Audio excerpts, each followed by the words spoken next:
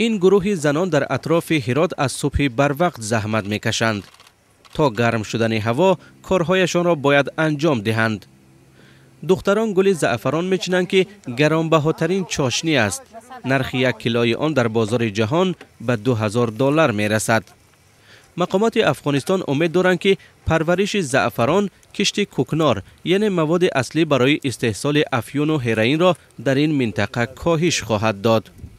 سودای مواد مخدر سالانه $3 میلیارد درآمد دارد. از پرورش زعفران که کشت و کارش قانونی است، احمد گل در یک ماه $160 فایده میگیرد. پیام به دیوانه اینه برور که تو میتونم امی تشویق کنم جوانار کش کنم به می کار به می دیوانار به می چیز که امی بلکه این منطقه افغانستان بلکه به سرزمین خوبش. در دشت‌های زعفران اکثرا زنها زحمت میکشند. پیاز که اینا که پیاز بگیرم از به دیاقین توزیع کنه دولت، دیاقین دستی به کار میشه، با خانومم دستی به کار میشه، چون زور همی کار زعفران خانوما پیش میبرم، از گل چیدن تا حتی پیاز پاک کردن تا به حتی گل خود پیاز رنگ که کشت میکنم، زور زنا کمک میکنم به اونا دیگه، خیلی کمک برای خانوما، زور خانوما دستی به کار میشه. هر یک چینکچی در یک روز باید 10 کیلو زعفران جمع آوری کند. برای هر کیلو 40 سنت میگیرد.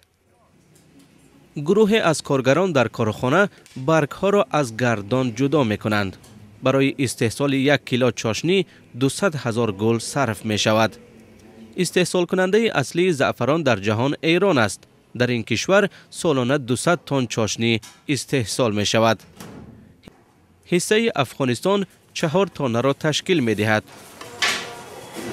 بشیر احمد رشید سرور شرکت آریانا به آینده تجارت خود باور دارد. زعفران افغانستان تا جایی که شواهد در دست داریم رسما به فرانسه، از آدرس اروپا اگر صحبت بکنیم، به سویدن، به فرانسه، به آلمان، به ایالات متحده آمریکا، به چین، به ترکیه، به هند، امارات عربی و سایر کشورها صادر شده و به هر کشور خوشبختانه صادر شده در پی از او مقدار بیشتر از اون چیزی که انتظار میرفته تقاضا شده. در خود افغانستان نیز زعفران هوادار دارد.